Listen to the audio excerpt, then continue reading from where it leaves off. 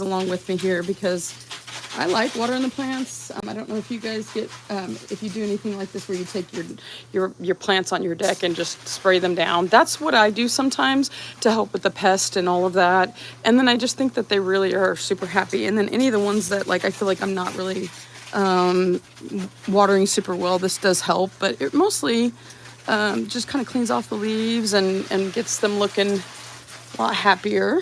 So yeah, just kind of doing that today. I've got a little peperomia there. A lot of people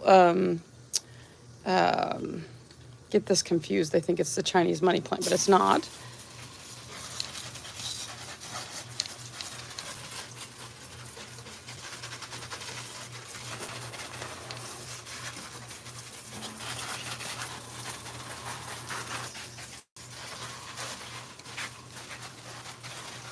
I just feel like my plants, they look so much happier after I kind of drench them down.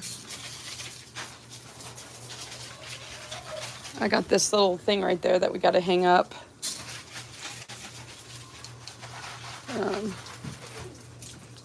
And then I got a new leaf of the Patriciae coming in.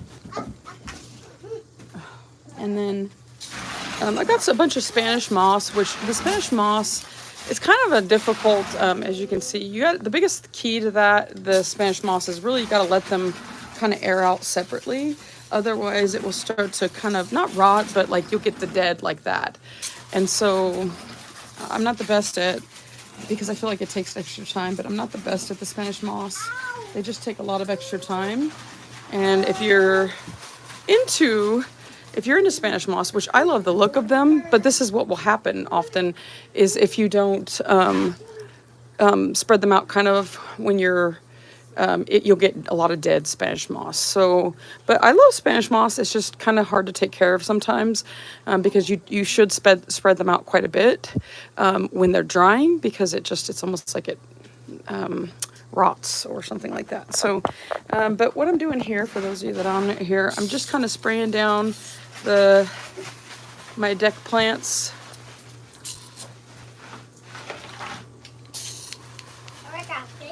And let me go ahead and zoom out there. So I've got a bunch of orchids. I always like having reblooming orchids. Got a bunch of Anthuriums. Got a Jopii there. We've got Anthurium luxurians. This is I think it's a crystallinum. Let me see here real quick. I always forget. It's not a silver sword. I don't know why I have. Lately, I feel like I've been having weird. Oh, you know what happened probably is it had a tag on there. Pretty sure that this is a crystallinum, but it looks like a crystallinum to me.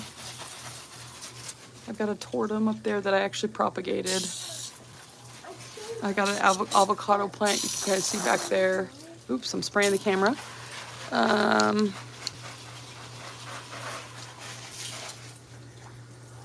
And I've got a Hoya up there. Got a pink princess there.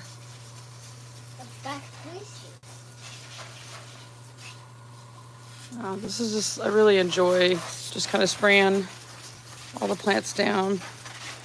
I think they enjoy it too. Especially when it's so hot. Yeah, and that's why we put these on our deck. We have these curtains that I got from Amazon.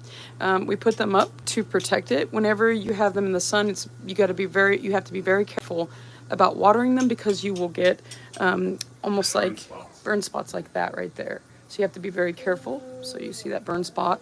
But other than that, I mean, the biggest thing, I think sometimes if you have chlorine in your water, which obviously this has chlorine in this water, it doesn't seem to affect it too much though, to be honest. But usually we use jugs.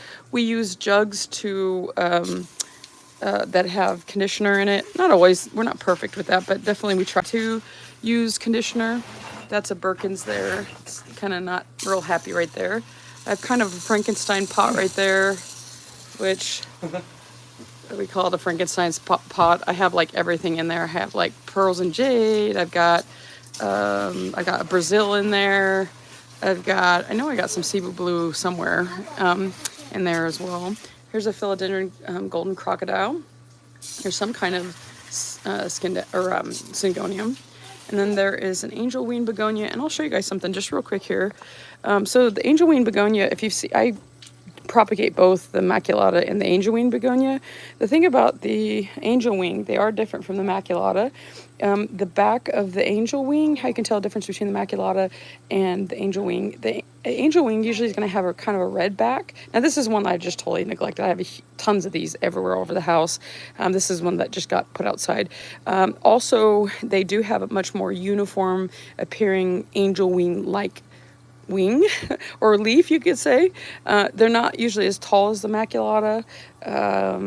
Yeah, they're not usually as tall as maculata. And then when they get spots, the spots are kind of more, they're not as pronounced as the maculata. So down here, this is actually a lemon tree right here.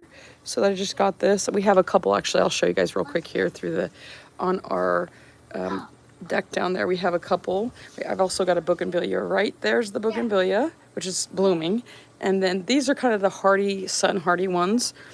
And then so I got the lemon tree up here. This one just got it at Lowe's or somewhere like that. I think it was Home Depot actually. Then I have a hibiscus plant, which is actually a variegated hibiscus plant, which if you look right there, isn't that different? That's so different. It's really cool. It did kind of revert, but the weird thing is once I put it back into light, then it gives me some more variegation. So that's the really cool thing about it. But it is very dramatic. This is a very, very, very, very dramatic, which can be good and bad, because I guess the good thing about it is it will tell you when it's really thirsty. Basically, like, water it all the time, it feels like.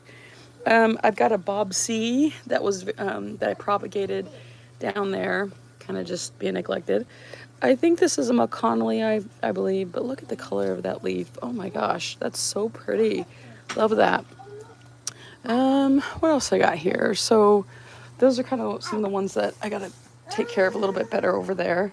But look at that summer glory. Isn't that so pretty? That summer glory. Hello, hello, hello. Welcome to the live. The summer glory, I feel like, is such an underrated plant. It really is absolutely beautiful. I was showing earlier people the newest leaf here. It just almost looks like it's not even real. Like, isn't that just so beautiful? So silky looking.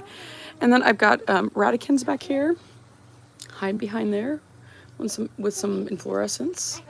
And I've got another angel wing, which, once again, the difference between the maculata and the angel wing, usually angel wing have a red back and the maculata has kind of a green. They have more uniform leaves on the angel wing, and also the spots aren't quite as pronounced as the maculata. There's just more green usually with the maculata. Back there I've got a neon pothos, which, even though I know that's a relatively common plant, it's still a fun one. I've got a cupri up here. It doesn't like it out here at all. It's not happy. So I got a Ficus triangularis.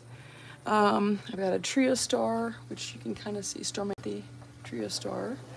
I've got a Ficus audrey that got burned. That's what will happen if too much sun. And then let's see what else we got. We've got a Scindapsus moonlight here that actually was totally neglected downstairs, and I put it outside. Now it's much happier, but it wasn't getting too much water downstairs. Then, of course, good old ZZ plant, and I've got a Jose Bueno. And then I've got, what else I got here? So this is a confetti plant. It's a syngonium thing, confetti, which is so pretty. Every leaf is different. You know, if you don't give it a lot of light, you're going to get leaves that look like that, which are fine, you know. But then when you give it kind of a mixture, you're going to get leaves like that, which is really cool. And sometimes they'll be half. You'll get like split down the middle, and you'll get pink on one side and then kind of mottled all over on that other side. Here's a philodendron Rio, which is so pretty. I propagated this one, and it's doing great, but it's really pretty. One of the things that I've noticed a lot of times with depending on the light that you're giving it with the Rio will start getting almost like a pinkish hue to some, not on this one, but like a pinkish hue on some of the leaves, which is very fascinating to me because I didn't even realize that about it. I don't know if you guys have experienced that, but That's what I have noticed, especially the one I have inside. There's a El Choco.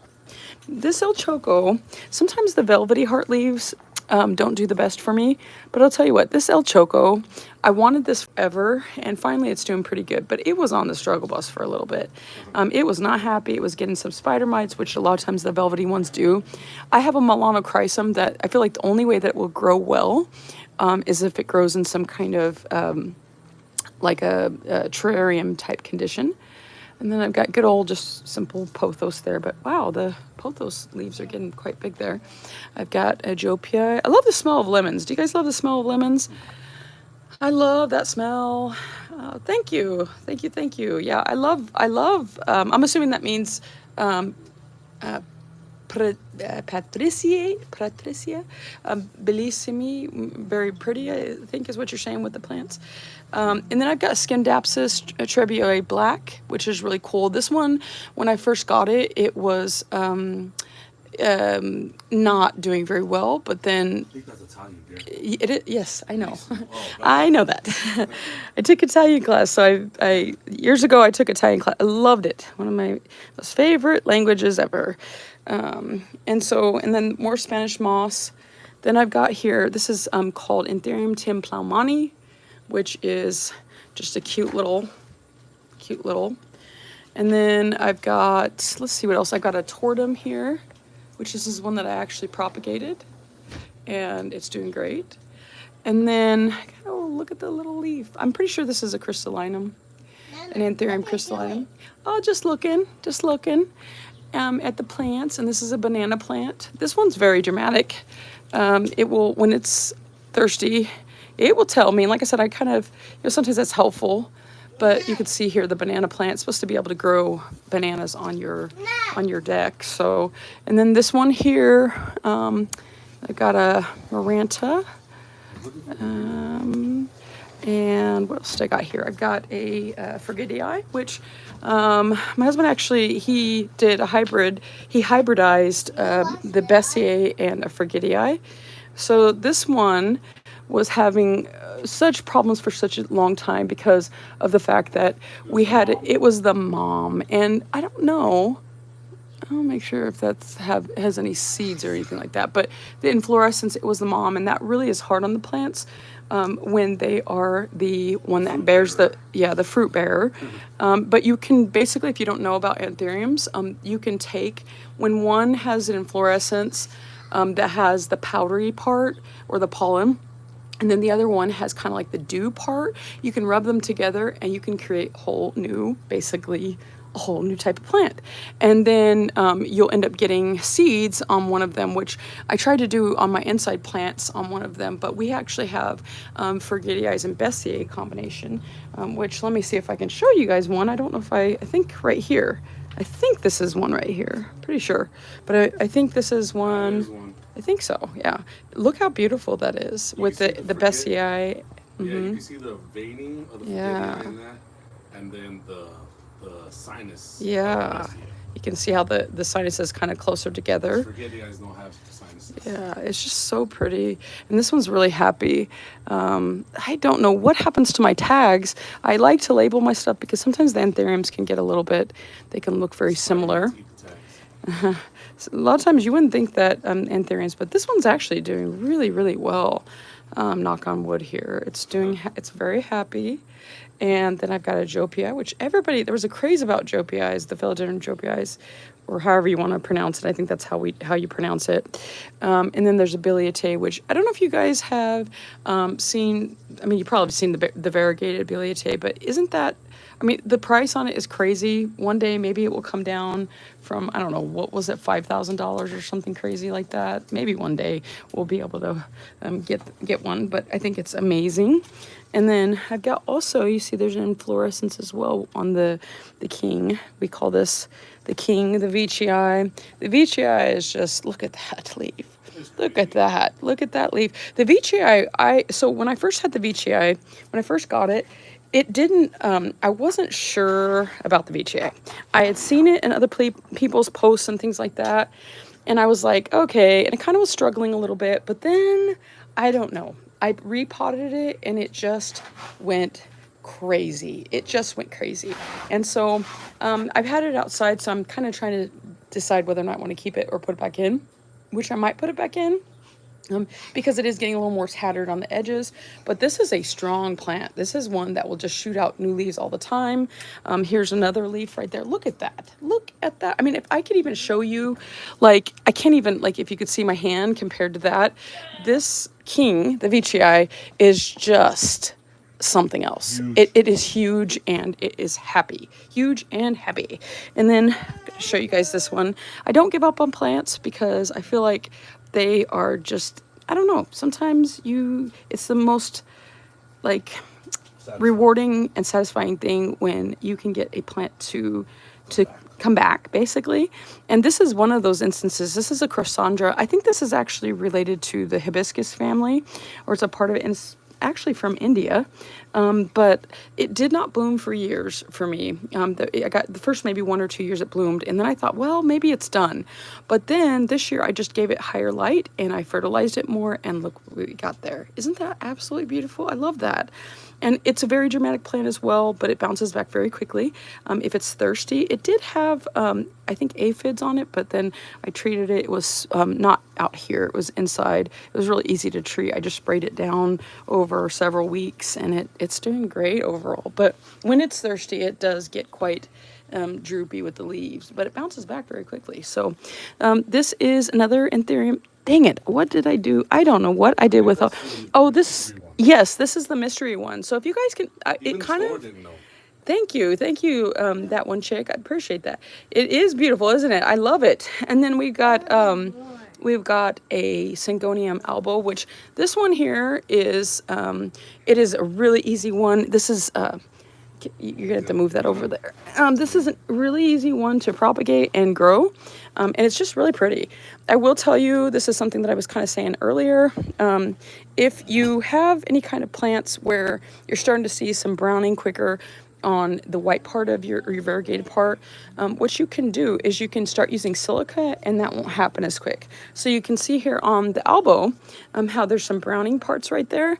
I haven't used the silica yet, but it comes in a jug. You can get on Amazon, and you can start using it. It's supposed to help with that browning. Obviously, with the lack of chlorophyll, that's going to be something that you're just going to have happen. Those leaves are going to die a little bit quicker, but those half leaves are really cool. I got another one coming up there. And then the Columbia, oh man, this is one that I wanted forever.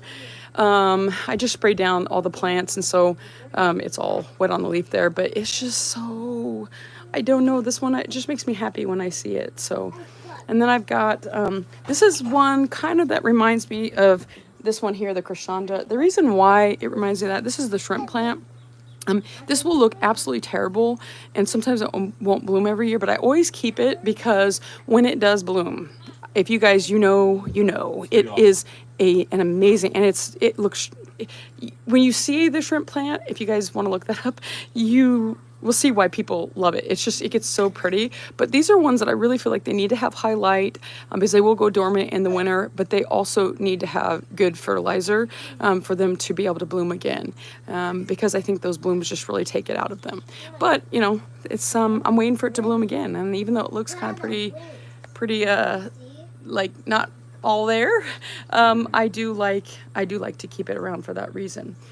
I've got this one here, which is a type of Anthurium. Let me go ahead and pull this out for you. This is Anthurium pedatum, which the interesting thing is there's actually a Philodendron pedatum as well that looks not like this, but this one's really cool. I had to cut this one down because it did have scale. If you know, if you've ever had scale, scale's terrible, and I'm looking right now to make sure there's nothing because it freaks me out. Like, I feel like once it's gone, I'm like, okay, good, I quarantined it, but I feel like sometimes it will just come back.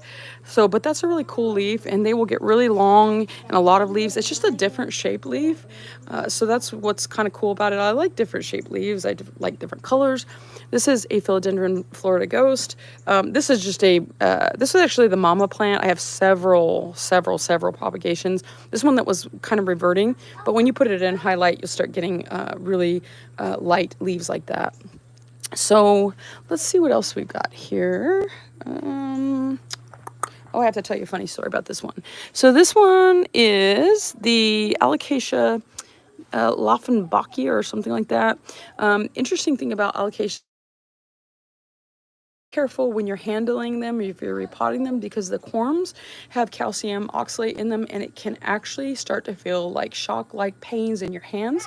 I had this happen to me and I didn't know about it, and I read up on it, and oh my goodness, it was horrible. So I put my hand underwater for a period of time and that seemed to help. But yeah, I just wanted to warn you guys about that. This one is notorious also for spider mites. A lot of alocasias are, but this one in particular I feel like is just, it is a bad one for it, but it's actually doing okay right now. I should probably knock on some wood there. What else did I got there? I've got a sortii there, which almost totally forgot I even had that one there. But the sortii was also another one that kind of was getting spider mites and things like that. It's doing okay now. I've got a variegated burl marks that I actually propagated, which I feel like it is reverting. So I actually have the other one, but you know, it is very pretty, but I have, it is losing a lot of its variegation. So I probably need to put it a little bit closer to the light. But if you have too much light, then what can happen is you can actually wash it out completely. Here I have a black cardinal, a philodendron black cardinal, which is just a happy one. It grows leaves like crazy. It's really pretty. Got my Hoya up there. And let me see real quick here. So this is my, let me turn this around. I probably need to do something with this white princess, because this is just, it's like kind of, I need to tape it back up with the plant tape, and then I might try to propagate it. But look at that leaf. Isn't that gorgeous? That's just a pretty leaf. But I think I'm going to propagate that. And then let's see what else. The Patriciae, I've got a new leaf coming in here. I'm going to take that inside because the Patriciae, I really think that it is just kind of getting pretty tattered out here. This is not normally how it looks. So when it gets really windy, it's getting torn up like that. It's just not the happiest out here. But the Patriciae is a very hardy plant, very easy to grow and very beautiful. But unfortunately, you know, being outside, it's kind of gotten quite tattered up. So, and then what else do I have got back here? I've got a burl marks, a Calathea burl marks, which is one of the easiest Calatheas to take care of besides the Macaona. I almost feel like that this is almost easier than the Macaona. If you see the Macaona here, it's back here. This one has it. I don't know why all of a sudden, but it just is not the happiest over the last few months. It's almost like I need to flush it out, but it probably needs to come inside too. So it doesn't normally look like that. So I'm a little bit, I have another one downstairs that's looking better, but I think this just needs to come inside. Here is a Bessier, which, oh, hey, it's got some pollen on there. So actually I could probably look for another one. I don't think any ones are having the dew right now, but this is where you can take, when you have that pollen, you could also save it in your freezer as well. You could take that pollen and then kind of rub it against another one that has that dewy sap stuff, another Anthurium. And so this is, the Bessier has been really just a strong plant for us. We have a Linami downstairs and it's also been another strong one. But the Bessier has kind of been one of the first, yeah, it's been a staple in our collection. So, but you know, she's had her back and forth. So, but she's got some huge leaves. And then the Florida green, I like the Florida green. The Florida green just makes me happy. I don't know why I think he's a he, but maybe I should ask him. Or maybe I should ask it. I don't know. Yeah, what's your pronoun? So, but it's absolutely a fun one. And it's really easy to grow. It's really easy to propagate. And it's a gorgeous, it's just pretty. And it's really like artsy looking when you have it. I used to have it downstairs in my basement and right by a window. And it was just super artsy. You can't really see it with that, but it is. I promise you that it is. What else can I show you here? So this is another Anthurium. up, and this was another one that had scales, so I had to quarantine it for some time. This is actually a looking glass begonia here, which is so easy to propagate. And actually, this is funny, but we were getting some rocks, and there was a hosta that was kind of dying, and my husband was like, "Do you think you could save this?" I said, "Oh yeah, I can save it." But yeah, so I think that's most of. There's a regular burrow marks. I don't think that one was a variegated one. This one here, I like that one. This is the Anthurium velvety heart, which is not really velvety. I guess it kind of is, sort of. Were you talking about that hosta? Yeah. Where is it? It is in there. So, Oh. and then I've got Anthurium vitarifolium, which, and here's Immaculata. I was showing you guys earlier, there is a difference between the Immaculata and also the angel wing begonia. A lot of people think they're the same thing. They're not. Where did Ellie go? They're not the same thing. So you can see here on the Immaculata that it's a greenback, and you can also see that the circles are very pronounced. Let me read. Which one won't bunnies and deer eat? LOL. Okay. Well, I think, I don't know, to be honest, because this is on our upper deck, and so I don't think I would we have a bunch of bunnies too downstairs. I don't think we would probably put it down there. I don't know, honestly. The biggest issue I really had was really caterpillars more than anything else. So it really wasn't as much any kind of animals. We have a little bird box up there, and we have a bird feeder, and the birds really don't mess with the plants at all. There's really not been very many pests other than just the caterpillars one year, which went crazy, but then they haven't come back ever since. So I'm not sure what's there. I'm having trouble with my Scindapsus pictus exotica, and in search came across your live. I appreciate. Yeah, so I actually have, and this is kind of funny that you say it, because right through this window you can't see it, but well, maybe you can. There's one hanging in there, and it's a huge one.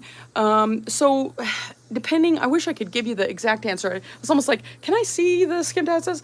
It's kind of one of those things where it's a very tolerant plant. However, just because it's tolerant of drought or tolerant of low light doesn't mean it's going to thrive its best. It depends on, I don't know where to start with it, other than you want to make sure, I guess the first thing you want to look at and assess is the soil. Look at the soil. What are the leaves doing? Are they starting to curl? Does the soil look like it's not covering all the nodes on the top? Sometimes you can get some root rot, and you can actually have some issues. In fact, you know what? We're just going to go inside, and I'm going to show you real quick here so you can see it. Now, this one, I propagate this. These are some ones that I have here inside that are not really, I keep them. These are kind of like the special ones that I keep in here. All of them are special, but I'm going to show you guys the ceiling because it's kind of messy in my room. So, okay, so now this is not the happiest right now because I've kind of been neglecting it a little bit, but this is one that kind of can thrive even when you neglect it, but you can see kind of how big the leaves are. But what I have to do sometimes, if you start, couple things, if it starts kind of curling, a lot of times, or like any kind of curvature in the leaves, sometimes that can indicate that it's thirsty. It usually is okay with not too much light. I mean, you can even see where it is. I watered it. I don't think so right now I'm starting to see more leaves like that. And what's happening is I haven't watered it in a little bit, so I'm gonna water it. But sometimes you'll start to see a little bit more browning. It's a weird thing, but you'll see more browning of leaves or more yellowing of leaves right after watering it. But if you're getting those curling leaves, the best thing to do is to water it. If you think you're watering it too much, you might want to change your soil out and give it a little bit of, I don't want to say chunkier soil, but maybe add some perlite in, and maybe even some charcoal.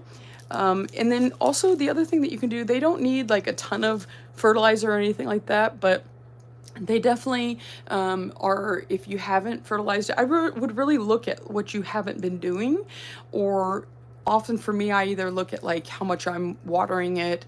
If I'm watering it all the time, there might be a problem there.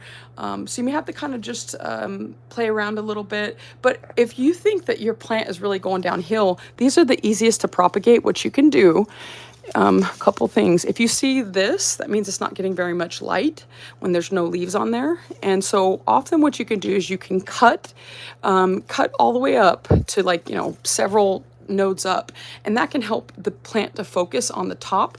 So like here, I could cut all the way, you know, all the way up here, and probably gonna do a lot more than that. And then you could let that callus over for a couple hours and put it in some water, and then you'll have a whole new plant.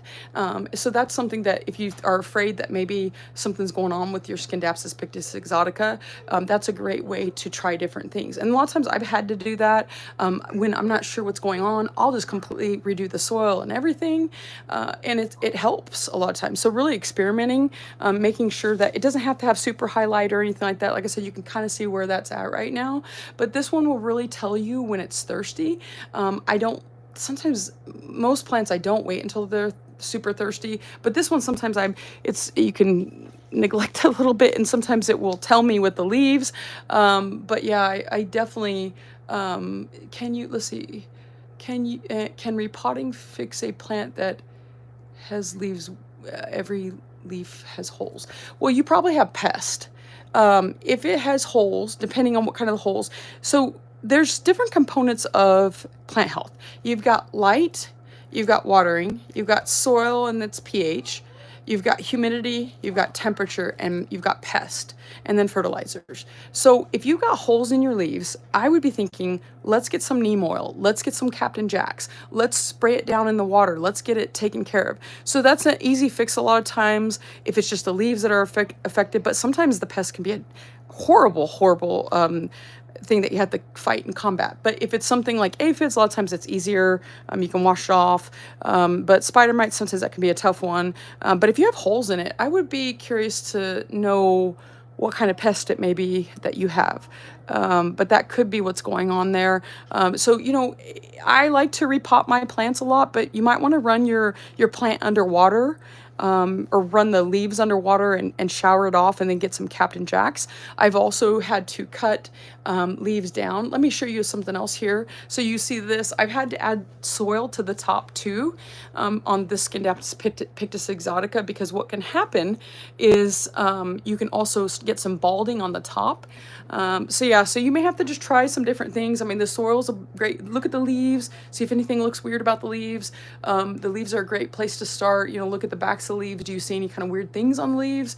And then look at your soil. Is your soil, does it have enough aeration, or does it have perlite, which is those little white, like they basically help to aerate the soil. Let me go ahead and show you something just real quick here.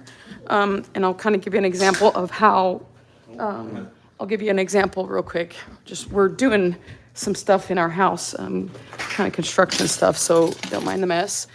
We live in the country. So this is, I'm going to show you guys this. This is a Syngonian confetti. And I actually have two in Alocasia Dragon Truth. The reason why I want to show you guys this is because this was doing terrible. It was absolutely doing terrible probably about less than a year ago. And you see how big it is now.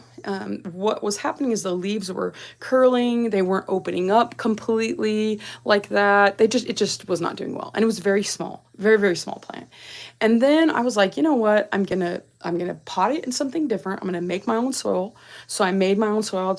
I took some peat moss, perlite. I took some cocoa chunks. I took some charcoal. And then, heard something weird. I don't know what that was.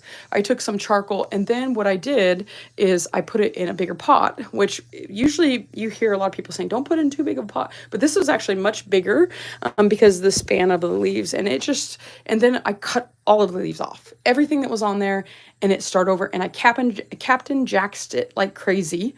And then I put also bonide granules. And then just not even a year later, it's just gone crazy. It's very happy, and it's probably one of the biggest Syngoniums. I do have one bigger downstairs, but as far as being happy, it's super happy. And then, you know, when leaves start getting weird, or they start drooping, sometimes I'll pick them off, and like down here you can see we have barn swallows. That's kind of a weird looking nest, but we literally have barn swallows that live at our doorstep, and there's another one over there. And if you don't know about barn swallows, they're very weird. They're kind of weird birds, but they're very pretty, very, very pretty. So let me show you guys some other things here. We just got this fountain here. My son was like, that looks like a tombstone. It doesn't look like as much. I need to get the water going on that, but it doesn't look as much like a tombstone. But I also do outdoors plants. I've got a hydrangea tree. The funny thing about this is I over fertilize this. It used to be like a tree like this one over here, but then I over fertilized it. I thought I killed it, but then it started coming back as a full bush versus a tree. I've got the rutabakia. I just today, which is very easy. If you're looking for an easy perennial, that's a very easy one. And then I've got the double knockout rose. This is a great time of the year in July to start looking for deals on bushes and things like that. You'll often get really great deals. The problem is you are a little bit more susceptible in July to having it die because of the heat. So you really should try to water as much as possible, even if you have to water almost every day sometimes. And then at the little, I always forget, it's like, oh, they're actually part of the garlic family, and I planted another double knockout rose. There's another rutabakia, and then I've got another hydrangea. So, it's kind of one of those things when, you're going to have plants that die. I definitely, I know your question about repotting, absolutely could, but with something with holes, it could be the soil, you have pests in the soil as well. So that's why you need to, if you repot it completely, then a lot of times what will happen is you can actually get rid of some of the pest and, wash off the roots and things like that. But yeah, I mean, you could potentially, you could absolutely, oh gosh. Looks like this is crazy. This is a Boston fern that was not doing very happy. This is when I propagated and I put it on the sun, and look at that craziness. And then I have a tiger fern that is really pretty. This one wasn't doing too well either. It will start to wash out the leaves a little bit if it's too much sun. So I rotate it and I kind of put it back in the dark and so I'll get more of this variegation there. So yeah, so when you I'm gonna come back in my house. We're doing construction on the house, so don't mind. My husband put this fireplace and built that wall and all that.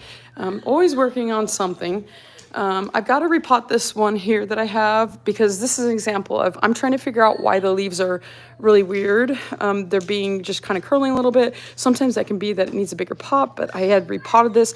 I don't think it likes the soil. So a lot of times changing the soil can make a big difference for lots of different reasons, whether it's the pest, but just make sure you treat the soil too, because it might still have some on the plant as well, and you need to treat the plant. You could cut the, especially if it's easy growing back, you could cut the leaf off or the leaves off, and that could help for it to kind of gather its strength a lot of times, depending on what kind it is. But definitely I would probably say that, that wouldn't be a bad option. Just try to make sure that, depending on what kind, if you have Scindapsus, you could really just do a peat moss, or you actually, ocean fox soil is a great soil if you want to get that, if you don't want to make your own soil. I make my own, but sometimes that it can get a little bit expensive. If you don't have a lot of plants and you don't plan on repotting a lot, then that may be not really economical to do that. So Ocean Fox or Farm, the Ocean Fox Farm is a really great one. So I would highly recommend to use that if you're wanting to repot, and then treat it with the bonide granules, which you can get at local hardware stores and big box stores and on Amazon. I feel like saying Cramazon for some reason. I don't know if that ever affects these, but sometimes I'll say that. And then, yeah, absolutely. And then how much do you water your Scindapsus? Not often, honestly, classified. Mine is doing great, but it gets less water than a cactus. Yeah, it depends on how humid your house is. It also depends on what kind of soil you have it in. If you have more of a water retaining soil, then obviously it's not going to need to be, you actually want it to kind of dry out a bit. So yeah, that's the great thing about Scindapsus. They're usually very easy to take care of for the most part, especially the Pictus exotica and the Argregious, all of that. They're really easy. But as far as how often, I mean, honestly, I just look at the leaves. I kind of get an idea of when the leaves start kind of curling. And she connects to them. Yeah, and I have this weird thing where I kind of connect to, like, when did I water it last? And you get an idea kind of, if it's winter time, you want to water less. If it's summertime, you're probably going to water a little more, but it also depends on how much light you have coming in. When I'm out, the plants are out on the deck, they obviously are going to need more water. more often. If you don't, they're going to dry out a lot quicker. They're going to they're going to not be happy. And so it really depends on the location. Just think of things like the more humidity, a lot of times the less you have to water. The more sun, a lot of times the more you have to water. I was talking about the plant ESP. You wake up at 3 o'clock. Yes. Oh no. A lot of times that happens, and you'll get used to it. But I think that's something that we all kind of get used to. Our plants, if it stays in the same spot. But definitely, I mean, honestly, mine where it is, sometimes once a month or once every 3 weeks, if that. I mean, and if the leaves curl, then that's a big reason to repot. So crazy that ferns have been around. I know, right? Oh man, you know what? That's funny. That's funny, Kels. I was just watching Morgan Freeman's Planet Something. And it was fascinating. I was just like stuck on this show, and it kind of talked about how the dinosaurs and the fish and all of that. But I love ferns, but I don't. Boston ferns are it for me. Boston ferns, oh gosh, the bird nest ferns, those are easy. But like when it comes to like heart ferns, oh, speaking of, that one's probably not doing very well. The heart ferns, I just give up on. I'm at this point. I've tried, and the only way I feel like is that you can just basically like keep them in a terrarium, and even that sometimes it doesn't work. Deborah, you love plants. Well, welcome. I love plants too. You're in the right place. I'm very happy that you came across this live because I love plants too. And it's something that, before the plant craze that happened, which I think is great. I love that it's introduced people. COVID people started getting a lot more plants because they were indoors more. But I kind of been into plants forever. And that's the thing about it is like, a lot of people are starting to either kind of get out of plants or kind of scaling back or trying to learn how to take care of what they have more versus buying more. But wherever you're at on your plant journey, plants are wonderful. No, because the thing is that makes me happy. It's kind of like the same thing of like when people were trying to say that Taylor Swift and NFL, but it's like, you know what though?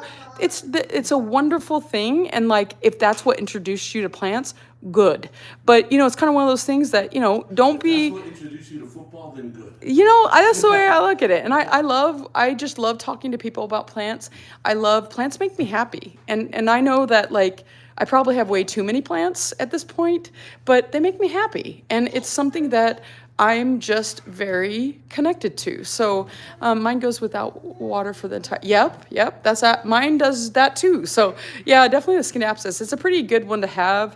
I remember when I bought the Scindapsus that I have in my room, it was like $45 a pot, and I was like, oh my gosh, that was like on the end when I was first kind of little bit more like, okay, I'm not going to spend anything over $15. But then now I bought probably way too many plants that are like way too much, that costs way too much money. But I'm trying to be good and better about that and find better deals and things like that. But yeah, I remember when I bought the 45, and I was like, oh, and now I look back and I'm just like, you know what? Like in that moment, I loved it, and I was like, that's a great thing. And sometimes you'll do that. Sometimes you can wait for the deal to come along, and then you'll get, like I said, after COVID, everyone's selling the plants, and the prices are plummeting. And it's just like, sometimes that's a good opportunity for you to be able to get plants that maybe you haven't had before.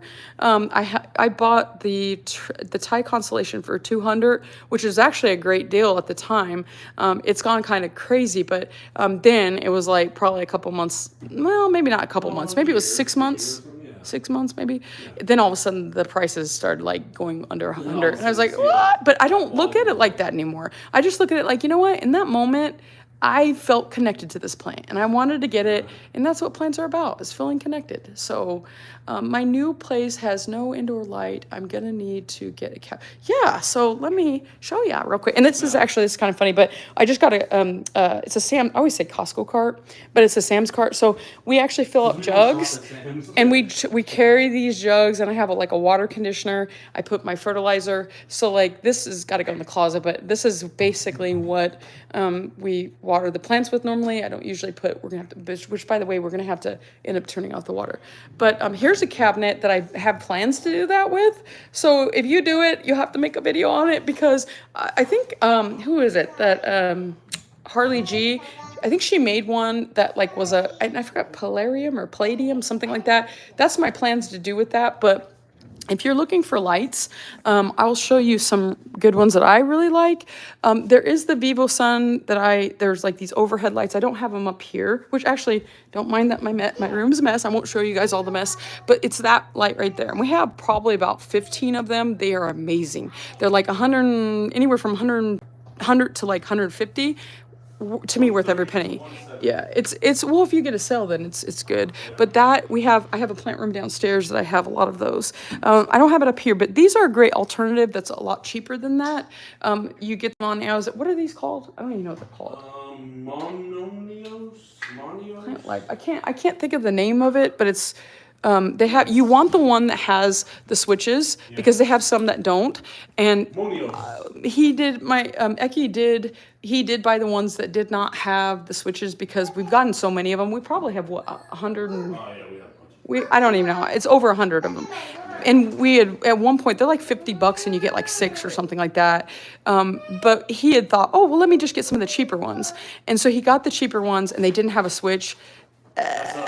No, you want to, because even if you want to end up turning off the light, it's just nice to kind of be able to do that. And then he kind of does his whole fancy smancy thing and connects them. But yeah, these are ones that you want to get on. I think it's Amazon that they're on, but I highly recommend them.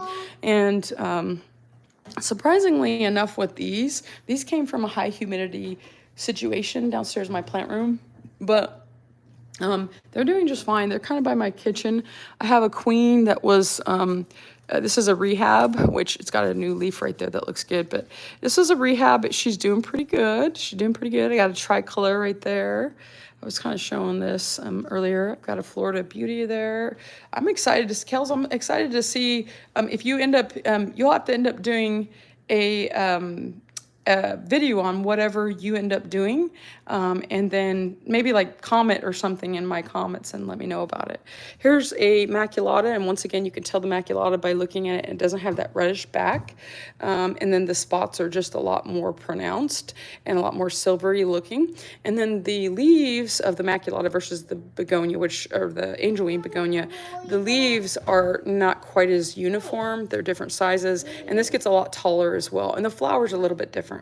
I've got a Syngonium tricolor, which this one was actually a propagation. This was not, this came from this one up here.